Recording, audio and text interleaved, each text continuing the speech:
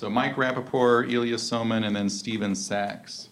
In that order. Okay, so I have 2 points relating to the 2 parts of the paper, Jamal. Although first I just want to mention, since Mike mentioned this interview at OLC, people seem to remember all kinds of things at these interviews at OLC. Someone once accused me of throwing a constitution at them, which I don't actually think happened, but I'm happy to embrace the story. But I will say Mike, who I was with in law school as well, was, now I know why he was so motivated, about to become unemployed, was the best darn interviewee we had. I mean, it was incredible how Mike was able to just answer those questions. Where did you learn this, Mike? I didn't learn it at Yale. Anyway. Anyway, so my 2 questions. So the first part relates to the first part of your paper, where you talk about this incorporation issue. And I guess I have sort of a different sense of it all. My sense is that the leading view among scholars these days, Mike, Paul said maybe to the contrary, maybe not, is actually that the content of the rights may be different under the 14th Amendment. I even think Mike's obviously willing to recognize that in certain respects. I think so I think that's the leading view. There's a lot of scholarship, or at least some scholarship, that I think you might want to add. The first thing that comes to mind is Ryan Williams's piece in Yale, which is really quite significant. Much less significant is a paper that I did, arguing that the Takings Clause has a different meaning at the time. And I think actually in trying to understand why we don't see as much of this as we might, the explanation that I would give is, first of all, we really have to give credit to Akhil Amar, kind of for really sort of seeing this point and arguing for it in an incredibly persuasive way.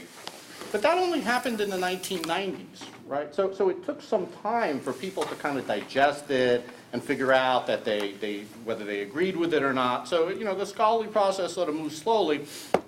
Some of the stuff that you cite, actually I think a lot of it is pre-Amar. Mike McConnell's piece on religious liberties, 1990. And the other thing about it is I actually think it's very hard, so take, does the 4th Amendment mean something different under the Privileges or Immunities Clause than it does in 1791? We're so far from understanding where the 4th Amendment means under the original Constitution that, that's a hard job. We got all the different clauses. We're just, there's been 50 to 100 years where originalism has been largely ignored. So now we're sort of doing the job, and understandably people look at the core, the original provision first before they get to the 14th Amendment one, because it's to some extent derivative. So that would be the explanation that I would give for sort of why we don't see as much of this maybe as we ought to, but I do think it's the leading view theoretically. The second point, and I can be briefer here, is in the second part of the paper you say, well, there's these narratives that are not persuasive, and I sort of get it in a way, but part of me sort of resists it. So there's the notion that the 14th Amendment was a failure, and I agree. In its time, it did some good stuff, but largely was a failure. But I'm not sure that's a problem for the narrative of originalists. So in my own work with John McGinnis, we say, yeah, the original meaning of the 14th Amendment was ignored. We got Jim Crow. You know what? Jim Crow is the results of non-originalism. I don't think is that an unappealing narrative for originalists? I think not. I mean, at least I don't. So I'm kind of wondering whether what accounts for persuasive narratives and whether there really might be more here for originalists under the regarding the 14th Amendment. Okay. Ilya and Stephen, and anyone else? So I was referring to the part of your paper which discusses the Bill of Rights and whether or not it changes during Reconstruction, and I think you maybe overlook, or at least don't give sufficient attention to, a sort of very basic intuitive reason why, until Akhil Amar's path-breaking work, people didn't really focus on this, maybe the meaning changed, and that is that there's sort of an intuition that if we sign a contract and we say, well, we apply to us these rules that previously applied only to a certain other group of other people, and that's part of our new contract, they're applied to us, sort of the intuition is that the rules that we're applying are the same ones that existed before would reference those other people. And I think that's a very powerful intuition. It's sort of common sense. You don't have to be an originalist to have that view, by the way. And I think the intuition could be wrong in particular cases, and Amar, I think, did a good job explaining why it might be wrong. But to this day, many people share this intuition, and not just originalists. Let me sort of wait to a brief experience that I had. As some of you know, I'm in the process of writing a book about the Kilo case and its aftermath, and one of the chapters in the book is going to be a discussion of the original meaning of public use. So in my book proposal, I said, well, we need to look at what it is in 1868, not just 1791. After all, most takings, including Kilo, are state takings, not federal takings. And to my surprise, there actually is not an article in the literature about the original meaning of public use in 1868. I'm going to, and when I write chapter books, it would be the first one. When I sent the book proposal out for reviewers, although it was accepted and I'm going to be published a book, two of the reviewers said, well, why is Soman accepting this sort of controversial theory of what the Bill of Rights might mean? It doesn't really make any sense. It means what it said at the time. And I don't know who the reviewers were, they're anonymous, but my impression is that they were not, at least one of them was definitely not a conservative or an originalist or whatnot. So I think this is an intuition that is shared by people broadly, including by many non-originalists, including, as my experience shows, some academics. Second, and very briefly, sort of your distinction between the redemption narrative versus the restorative narrative, it seems to me that there is a restorative narrative that can be told about the 14th Amendment and Jim Crow and the like, that, we restore the original meaning and therefore do away with the falling into sin of Jim Crow. Not only can you tell this, but such figures as Martin Luther King in his I Have a Dream speech actually do have, an approach like this. I can't remember the exact words, but there's a famous passage in that speech where King discusses sort of the idea, the promises made at the time of Reconstruction of the 14th Amendment, how they were broken, but how we then need to sort of live up to them, right? And now I think it was a powerful narrative at the heart of the civil rights movement. To be sure, conservatives at the time who were inclined to be originalists did not accept that view, many of them, but I think that's a flaw more in the sort of conservatives of that particular era, and to some extent some of their ideological descendants, than it is a flaw than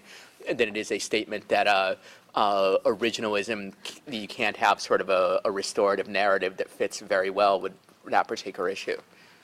Yeah, rise up and live out the true meaning of its creed. Yes, thank you for that. Stephen Sachs. I want to say that I again really enjoyed the paper and thought a large part of it was true, even though I ended up feeling like I disagreed with it. And so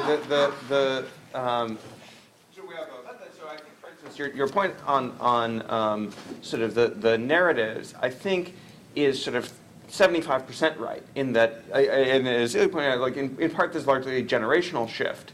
The early originalists, people like Royal Berger, were arguing from a certain perspective, whereby to them, sort of incorporation was the latest delusion by non-originalist scholars. I don't think there's anything that sort of Michael Kent Curtis or someone who thought like them would disagree with in that discussion in your paper about how a lot of people, so the Fairman school and the Dunning school sort of had very long-lasting effects. I think that's surely true as a just sort of sociological matter.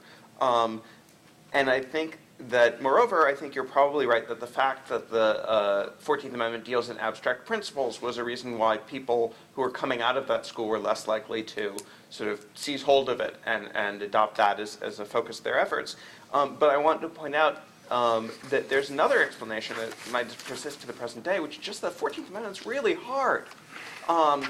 It's, academics, just like everybody else, go for the low-hanging fruit first. And it's just a lot easier to do stuff like, I worked on the full faith and credit clause because, I'm one of, 5 papers that talk about that using the same sources. So there's a lot more to do there. It's a lot, it's not nearly as difficult as the abstract and very complicated principles.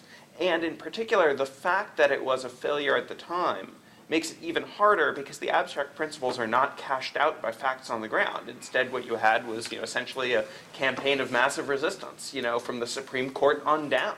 And that makes it really hard to extract, accurate original meanings. So I think that might be a sort of disincentive to academics even who are not tied to sort of the Dunning School approach, let alone judges, who Lord knows after they adopt these things then actually have to implement them on a case-by-case basis. The final point I wanted to make, though, is that even though I think those things are right, I worry that the sort of paradigm case for your paper is, did the meaning of or do the Bill of Rights apply in a different way to the states as to the federal government?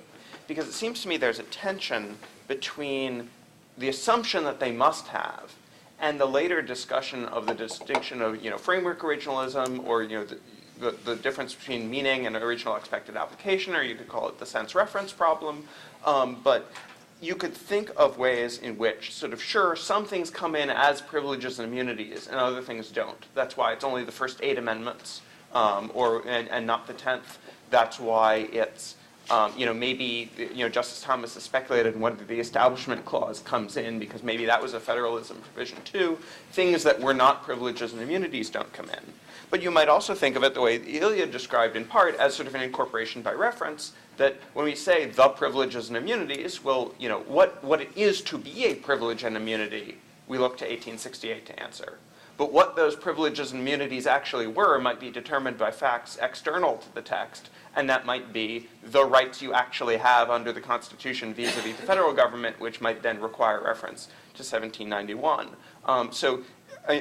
When you say on page 6 that this is not a plausible interpretation of the 14th Amendment, nor have I ever seen it articulated explicitly, it was the only one I thought anybody had until recently. And it sort of took, so I think there's a broader range of interpretations there than your paper admits. And likewise, I'm not sure that it falls victim to the criticism on page 7 that it's unthinkable that the Civil War generation believed itself to be delegating interpretation to the Bill of Rights to federal judges. I don't know that that necessarily is true, because you could think that what was incorporated is what the rights actually mean. Federal judges, just like everybody else, have to figure out what that answer is and follow their best lights in applying them. But it doesn't mean that federal judges determine the content of those rights, or even to the extent that they are trying to figure out what the 1791 framing generation thought. Okay, that's a lot of stuff. That's really 4 people, because there's Mike as well. And I'm not going to get to everything, or maybe even most things, but I'll just point out a few points that occurred to me. So one, as to Mike's point, as to these 2 options here, I guess in terms of incorporation, I agree that one of the problems is we don't know which of these is correct. My own sense, and I gathered that this is from Mike Rappaport's comments, that this is closer to a scholarly consensus, is that it is closer to the second than the first. But one could disagree with that. I think that doesn't undermine the point that one still needs to engage in the inquiry, which I think never. I mean, it just doesn't. Obviously, there's path-breaking work. Obviously, Akhil's work is very important here. But simply to say that, well, we're going to look to 1788 or 1789 or 1791. Well, 1791 is what's relevant for the Bill of Rights, because we assume that the answer is going to be about the same, seems to be much less rigorous than most of what I tend to see in descriptions of original meaning originalism. I'll tell an anecdote from when I was on the job market. And my job talk paper related to originalism, and in the course of conversations, I would refer to the meaning of the Constitution as of 1789. And I was corrected forcefully by someone who said, no, it's 1788, because that's the year when New Hampshire ratifies and becomes the 9th state to ratify the Constitution. That's the relevant year, right? If we care at that level of detail, then I think we have a real problem in terms of the way in which we, in fact, practice originalism with respect to these rights, where we actually think that that's the really important year, and I think that that requires a stronger justification than I have seen. Now, just skip ahead a little bit to what Stephen said, which I think is very important. I do have my paper here. So the sentence you quoted, I think, didn't end with that with federal judges. I don't think it did, but maybe it did.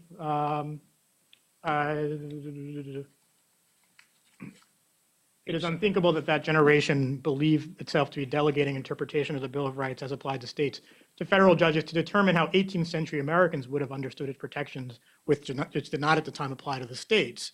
That last part is the part, not the federal judges part in and of itself, but that last part is the part that I find much less plausible, which is that that in fact when we enact the Privileges or Immunities Clause, we are enacting it on the understanding that it will not be interpreted as we currently understand privileges or immunities, but it will be interpreted as federal judges in the future understand specific rights in the Bill of Rights as applied to the federal government in 1791, but actually as applied to states. That I think is a stretch, and if that's the move that we're making, I think it requires more justification than I've seen. Now. What else?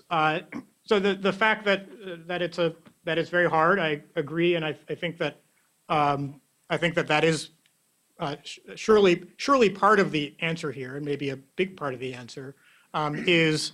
But we have a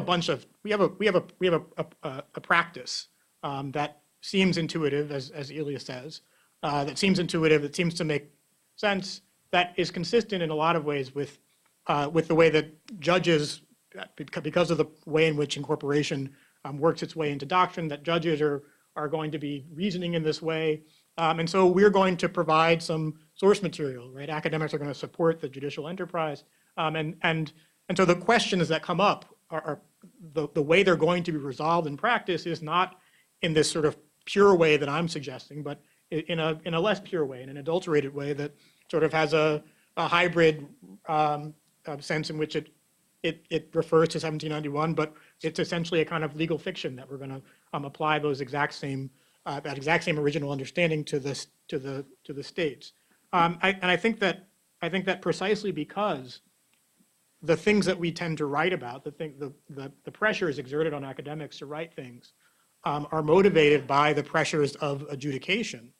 That you're going to see lots of work that looks like the work that I'm criticizing, and so I actually agree with I guess it was Mike that in its purest form, original meaning, originalism is a theory of exegesis, and so a lot of the sort of what you say psychotherapy that I'm engaged in sort of misses the mark, but I actually don't think that. So let me back up a bit. Actually, I part of the reason for writing the paper was actually in some ways a response to Jack, which is to say that when we talk about originalism, we talk about a phenomenon that has a range of meanings, and Tom Colby has done a lot of work on this, that we often tend to conflate, but that actually means something quite different in public discourse, means something quite different for academics, means something quite different for practicing lawyers. And so there is a practice that the public discourse is certainly engaged in, that I think judges are certainly engaged in, and that many academics have been engaged in for a long time, that is centrally concerned with adjudication, not centrally concerned with exegesis, and that does suffer from some of the, some of the effects. I was going to say pathologies, but that's too pejorative. Some of the effects that I talk about in this paper. I do think that there are good faith academics working on originalism who are doing public meaning originalism who are not susceptible to this. And I think you're in the minority in the sense that you actually prefer Bingham to Jefferson. That's a very academic view. It's not a view held by very many people, which is why you had to apologize to the camera when you called Jefferson a scumbag. So, don't repeat it. oh, sorry. But he was. So the point, and I just mentioned this in the paper, part of the point is that I think as originalism works itself pure, right, you might see a lot more writing in the vein that I'm talking about, but I still think there will be a phenomenon that's worth talking about, which has to do with using originalist arguments, using historical arguments as a form of authority that are still going to point in this direction. So I think one test will be, okay, I've made this argument.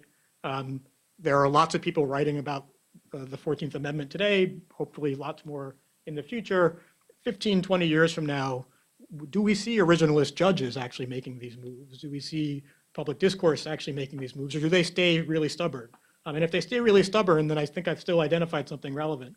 And as I say in the paper, I actually think that at some point we will, if that in fact happens, we might just need a different name for originalism.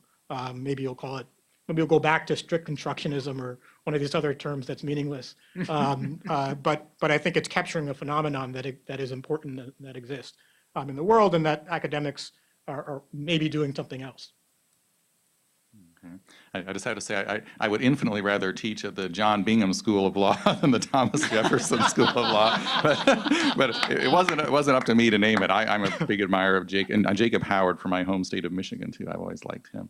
The queue is already on far longer than we'll be able to reach everyone, so I'll have to not add additional people to it. And I'm going to take the liberty of identifying the next 4 people, because Jamal did a great job of replying to 4 there, and I apologize for jumping in, but just in the interest of moving along, try to be as concise as possible. The next 4 people that I had were Larry Alexander, Mark Tushnet, Andrew Kent, Garrett Epps. So a nice little balance there. Larry. Yeah, well, I read the paper as a 2-part paper. One part is what I would call an internal originalist complaint. You know, there's this problem about the meaning of incorporated terms in the 14th Amendment. Hasn't been dealt with nearly sufficiently. It's a real problem there. I view that as a sort of internal complaint. But then there's a complaint about originalism, or at least, you know, if not, it's surely implicit through the paper, and I didn't, you know, I guess as someone who subscribes to it, because I think I have this simple-minded view that laws are, you know, communications from lawgivers to their audience, and you react to them as a communication. If there's an old communication, then you look back to what, you know, you look back in history. But it's an empirical thing. What did they mean? And sometimes you'll be gratified to find what they mean. Sometimes you'll be, you know, sometimes you won't be able to find what they mean. Sometimes you'll find what they mean and it's very displeasing. You wish they hadn't meant that, but they do. And so you know, so a lot of the paper seems to be, in Mike Paulson's words, putting originalists on the couch, and sort of the idea that it's really not a good faith method. It is result oriented in various ways, and when originalists find, you know, things that, you know, aren't pleasing to them politically or whatever, they tend to ignore them or, you know, pretend they're not there. Well, that may be true of some people. What always seemed much more interesting, you know, sort of as a social psychology, is non-originalism. You know, so what is it about it's sort of like Constitution fear, right? You know, it might mean something that we don't want. And that always seemed to me more psychologically interesting question. Why do people want to ignore the Constitution, right? you know, it's surely nobody's perfect constitution. Surely wouldn't be the one I would draw up. But, you know, it seems to be something that we can rally most people around, and so it works nicely. You know, it's not too bad. Actually, most of the important questions today, I suspect, if the Constitution is read fairly, are left open to the political process. I don't think the Constitution actually stands in the way of much at all. But it's surely not perfect from my standpoint. I doubt if it's perfect from anybody's standpoint. But the question I always have is, well, what's the motivation of people who are not originalists? I mean, you know, I'm trying to figure out what the document means, and I've never quite understood what the alternative is. It's sort of like we cite it to so the court can cite it to trump laws that it doesn't like, but it's really, there's no there, right? It's not, there's no reality there. So I want to turn the tables back. You know, what's going on with rejecting originalism? Mr. Mark Christian. I have the part one and part two in Mike's comments. The part one point is just on, as an example of a possibility where there might have been some change of a certain sort, is, just to do it in shorthand, from Heller to MacDonald. That is, the Second Amendment argument as a Second Amendment argument is close. Scalia probably has it right, but it's a close question. As of 1868, it's trivial. I mean, you know, everybody knew the individual right thing was what okay, so it's not quite perfect because it goes from a close question in favor of an individual right to an overwhelming case in favor of an individual right, but there is something different in 1868 from 1791. Okay, the part two is, this is the Center for the Study of Constitutional Originalism. There's this phenomenon, constitutional originalism. Let's study it, right? Right? As opposed to, let's do it. I mean, that's, you want to do it, it's fine, And I'm not saying the center shouldn't encourage people to do it. I mean, it's within the remit and so on. But saying, like, there's a connection between the rise of constitutional originalism and the rise of conservatism in the Republican Party. It's not an irrelevant observation. Or just to, in the story, in studying constitutional originalism, it might be interesting to look at the hiring practices of the Reagan-Bush Office of Legal Counsel, Bush's Office of Legal Counsel, and the networks of support that derive, that arise out of that, and so on. So, when you do that sort of thing, or another way of putting it is, you folks, I'm distancing myself from this, you folks have become objects of historical study, not merely subjects who are engaging in the practice. It's happened to me with respect to critical legal studies. I mean, it's, people interview me to talk about what was critical. Okay, and fine. It's not critical legal studies, but, it's okay. All right, we have Andrew, Kent, and Garrett absent. If you give Jamal any time at all to reply, it's got to be about 1 minute each. So. I guess second, what Mark Tishner is saying, I think this is terrific to have an external perspective on such an important phenomenon in the academy and in the courts, in the public. I think it is uncomfortable for the studied. In a volume that Mike Ramsey co-edited that came out recently about international law in the Supreme Court, John Witt, the legal historian at Yale, has a terrific piece about how law professors talk about international law in the Supreme Court. And I know for a fact that the law professors examined found it quite uncomfortable, but that doesn't mean you shouldn't keep doing it. I think it's a sign of increasing methodological sophistication in the law schools that we have projects like this. I think it's great. the second very small point, but one reason why the 14th Amendment might be, sort of ignored somewhat I think goes to the way that it became part of the Constitution. In the same way that we don't talk about what Rhode Island and North Carolina thought about the original Constitution because they rejected it. A large part of the country had no choice but to adopt the 14th Amendment. It was forced on them as a condition of readmission.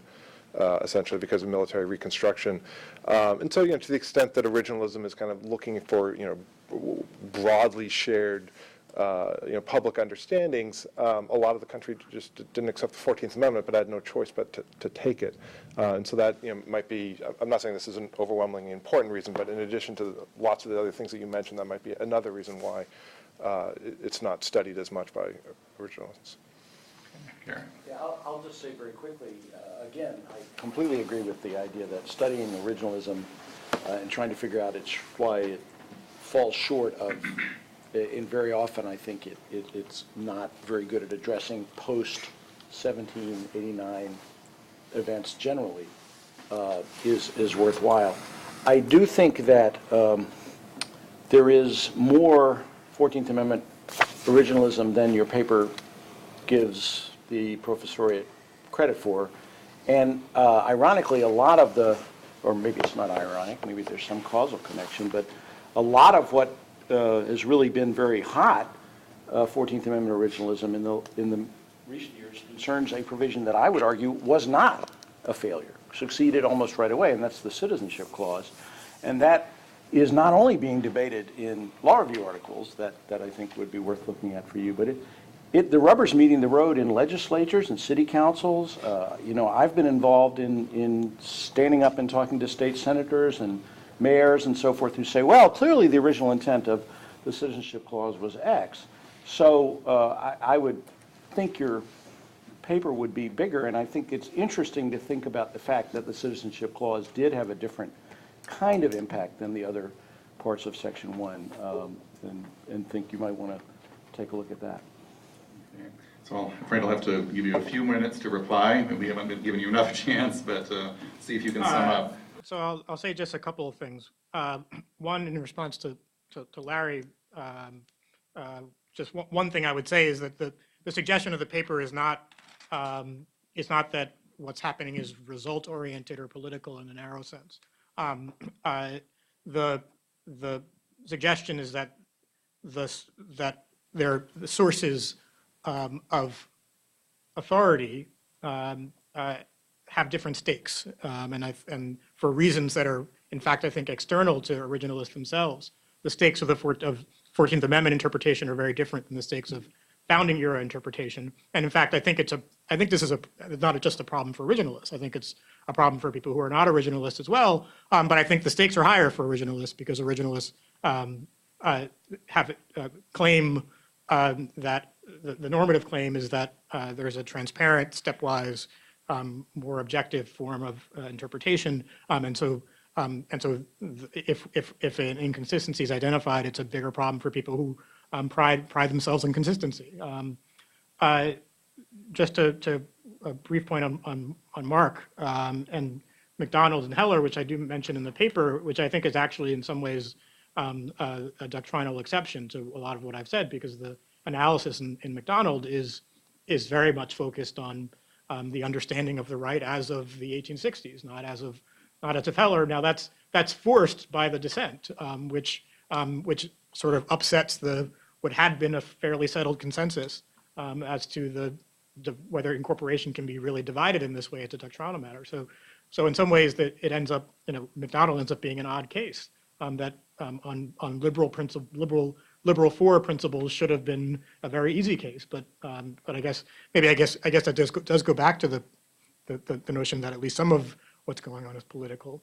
On Andrew's point, I think you're quite right. I think that the process of 14th Amendment ratification, I think, speaks to some of the sort of what I characterize as memory-related issues. But the nation does not regard the 14th Amendment as unambiguous or an unambiguously good thing within its historical narratives. And I think that actually we've been talking about incorporation, but I think that's also ends up being quite relevant to affirmative action, and why we don't see more discussion of the Freedmen's Bureau in discussions by originalists about affirmative action. Well, one of the reasons is that, as I mentioned in the paper, I think it stands for illegality within a lot of people's minds. And finally, Garrett, on the Citizenship Clause, I think especially your point as to the politics of the Citizenship Clause is very much worth looking into, and it's a fair point, and I'll give it more thought. Well, thank you very much.